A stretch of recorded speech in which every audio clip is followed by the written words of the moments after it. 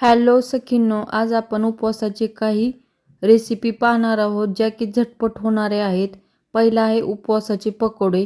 त्यासाठी 3 चमचे वरीचे तांदूळ किंवा भगर घेतले आहे. 3 चमचे साबुदाणा घेतला आहे. हे मिक्सरला बारीक करून घ्यायचं आहे. त्यानंतर 2 बटाटे घेतले आहेत. त्याची साल काढून असं या पद्धतीने बारीक बारीक कट करून घ्यायचं आहे. तुम्ही बतईने कट करू शकता.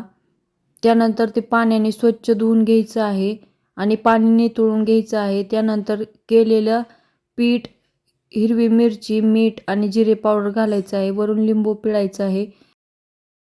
2 ते 3 मिनटं हाताने चांगलं मिक्स करून घ्यायचं आहे. त्यानंतर साबुदाणा असल्यामुळे याला छान बाइंडिंग येईल आणि एकदम असे हलक्या हाताने याचे पकोडे करून घ्यायचे आहे. एकदम बारीक फ्लेमवरती हे खरपूस रंग बदलेपर्यंत छान तळून घ्यायचे आहेत.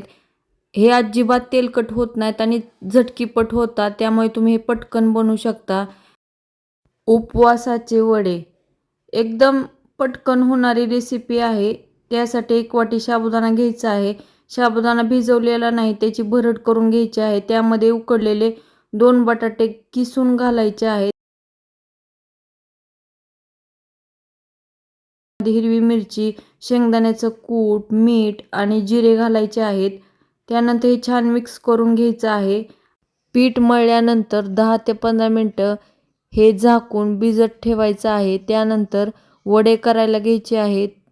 साबुदाणा वडे बनवतात त्या पद्धतीने किंवा या पद्धतीने तुम्ही वडे बनवून घ्यायचे आहेत आणि एकदम बारीक फ्लेमवरती रंग बदलेपर्यंत छान खरपूस तळून घ्यायचे आहेत. हे वडे अजिबात तेलकट होत नाहीत आणि पटकनही होतात.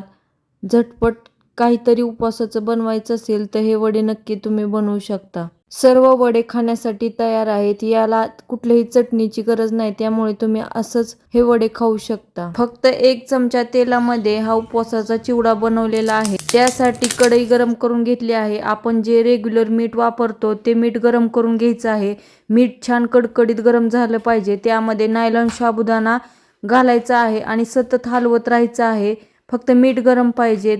जसजसं तुम्ही हलवाल तसतसं साबुदाणा फुलून येईल आणि त्याच्या लाह्या तयार होतील. सर्व लाह्या तयार करून घ्यायच्या आहेत. त्याच मिठामध्ये चिप्स भाजून घ्यायचे आहेत.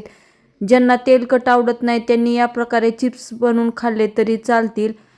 नंतर तेल घालून त्यामध्ये शेंगदाणे छान तळून घ्यायचे आहे. त्यामध्येच हिरवी मिरची आवडीनुसार घालायची आहे. ते तळल्यानंतर यामध्ये तयार केलेला साबुदाणा घालायचा आहे. वरून पिठी साखर आणि मीठ घालून छान मिक्स करून घ्यायचं आहे. तयार आहे उपवासाचा चिवडा. तुम्हाला कुठली रेसिपी आवडली हे कमेंटमध्ये नक्की सांगा आणि सबस्क्राईब करायला विसरू नका. थँक्यू.